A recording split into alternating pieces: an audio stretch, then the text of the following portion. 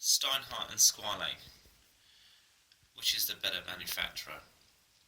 Um, I don't really know the answer to that, but what I can do is give you a comparison between the Squale 1545 Heritage, which you see here, and the Steinhardt Ocean 1 Vintage that you can see here.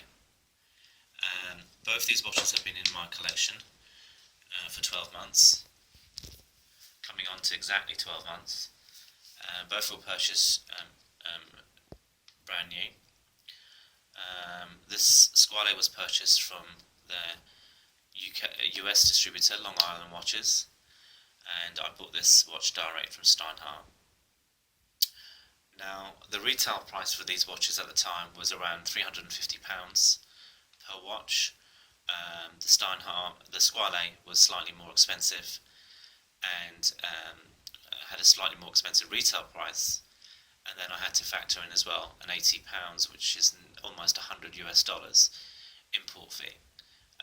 So the Squale came out much more expensive than the Steinhardt. Now, I've put nylon NATO straps on each of these watches, but for the purpose of this review, we're going to briefly stop. I'm going to remove the straps so we can take a closer look at the watches. Right, let's kick off with the Squale first. The Squale comes in a 40mm case with ETA 2824 automatic movement, the same as the Steinhardt. You look at the case back.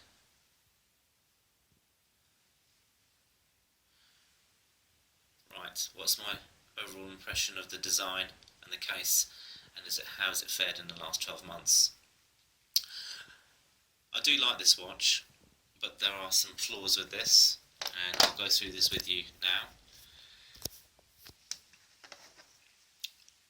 The bezel moves very sweetly, but the actual markings, as you can see, there's a few scratches and dents. Likewise the case, you'll see some minor scratches and dents. Now, what's the relevance of that? It's been in my possession for 12 months. I've worn this on average at least once every week.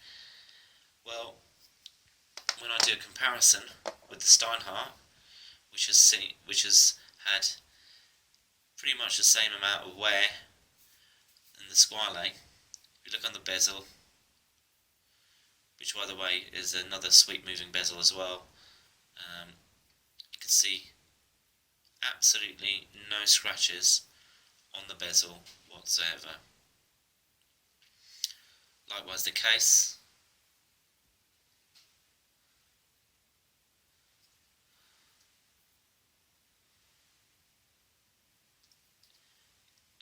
I would describe that as in mint condition. Now, both these watches have had the same amount of wear, in the same similar conditions.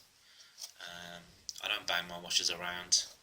I work in a relaxed office environment during the week, 5 days of the week, and I don't do anything too active over the weekends, which leads me to believe that these scratches and dents are more down to a quality issue than me knocking the watches around and hitting them against objects. I'm pretty convinced of that. Likewise, the same goes with the scratches to the case itself. So right off the bat, I think the Steinhardt, the quality of the construction of the Steinhardt is better than the Squale. Take a closer look at the Steinhardt case back. Much more aesthetically pleasing than the Squale. Nice attention to detail here on the big crown. Absolutely no issues with this watch whatsoever, bar its 42mm size. I wish it came in a 40mm case. Now, moving on to the bracelet. This is the Squale bracelet. This is a good quality bracelet. Solid end links. Nice quality clasp. Polish on the insides. Diver's extension here.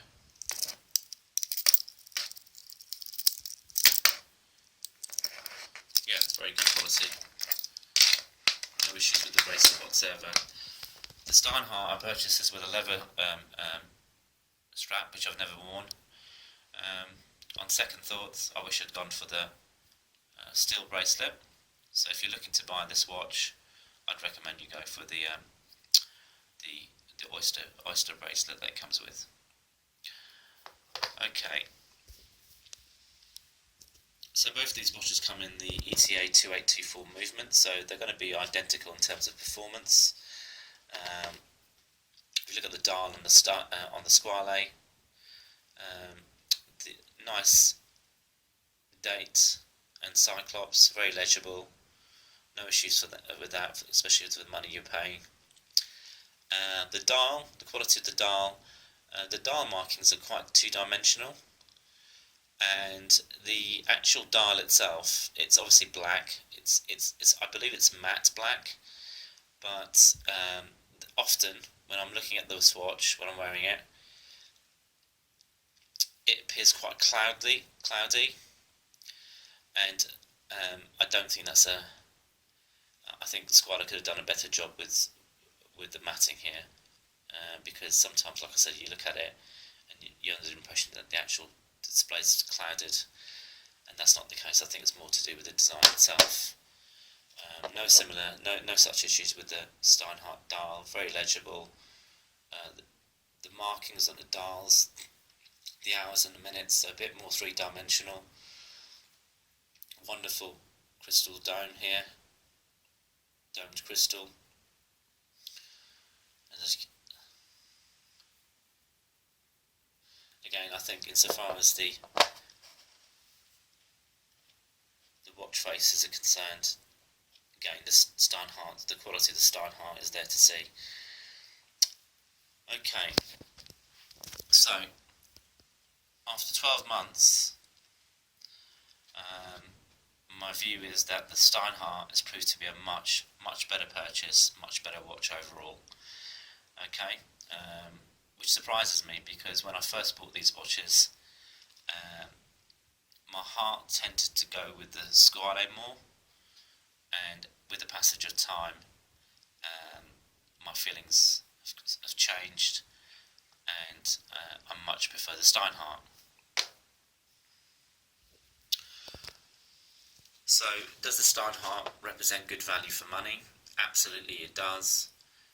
So much so that I'd happily add another Steinhardt to my collection, which will probably be the Ocean One Vintage Military. What about the Squale 1545? Whilst I like this watch, I just don't think it's worth the money that I paid for it. £350, given some of the gripes that I have towards this, I think it's money which is simply, it's not worth spending on this watch. I'm particularly annoyed about the narrow gap between the spring bars and the watch case itself. As you can see, it's very, very narrow. You can only put through thin NATO straps through there. Anything thicker, you'd probably have to remove the spring bars, and this is where the drill lug holes would have come in handy. Quite annoyed about that, and I think that's poor work on the part of Squale. No such problems with the Steinhardt. They've clearly thought this out. Drill lug holes on either side, nice gap, which makes changing straps just as easy as it could be. Okay. So, what we're now going to do is just to hopefully prove my point that whilst the Squale 1545 is a reasonable watch, it's certainly not worth the money that you expected to pay for it brand new. We're going to do a comparison. Right, we now have the Squale 1545 Heritage alongside the Invicta 8926 OB. This has been a watch that's been in my possession for around 8 months. Another watch that I've worn quite frequently. It's a good beta watch, and yeah, it's you should be able to purchase one of these for less than $100 or around 70 UK pounds. And yeah, it's a decent beta watch, and certainly good value for money. The next one is something that's really I've bought recently. It's an Alpha GMT, and yeah, I've had this for about just over a month. Recently worn this a bit more over the weekends, and yeah, this is proving to be another good beta watch. Got a useful GMT function, which comes in handy for me over the weekends, especially. So you could see they're all homages to Rolexes, either the Rolex GMT or the Rolex Submariner. Very similar cases, as you can see, similar dimensions, and starting off with the Invicta, similar case design to the Squale. 8 months usage. You can see in pretty good condition, and again, no markings on the bezel, no scratches, no dents. Nice legible dial. So far as the date display is concerned, not as good as the Squales, but you would expect that given the money that's you spend on the Invicta.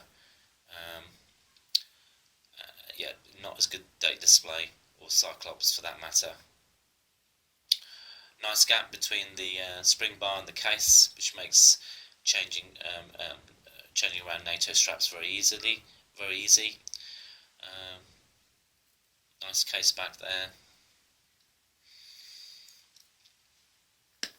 And as for the Alpha, again, nice gap between the spring bar and the case.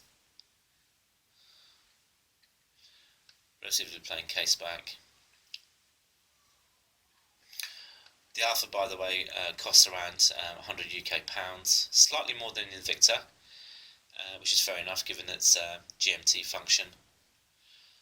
And I think it's unfair to make comparisons regarding how well it's aged, because it's only come into my collection very recently. The cases are all very similar. I think the Squale's case is slightly better quality in terms of the overall finishing, very smooth around the edges. But yeah, when I put the Squale next to these watches,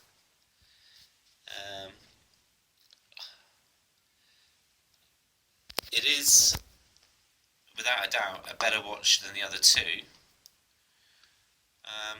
But is it worth so much more than either of these watches?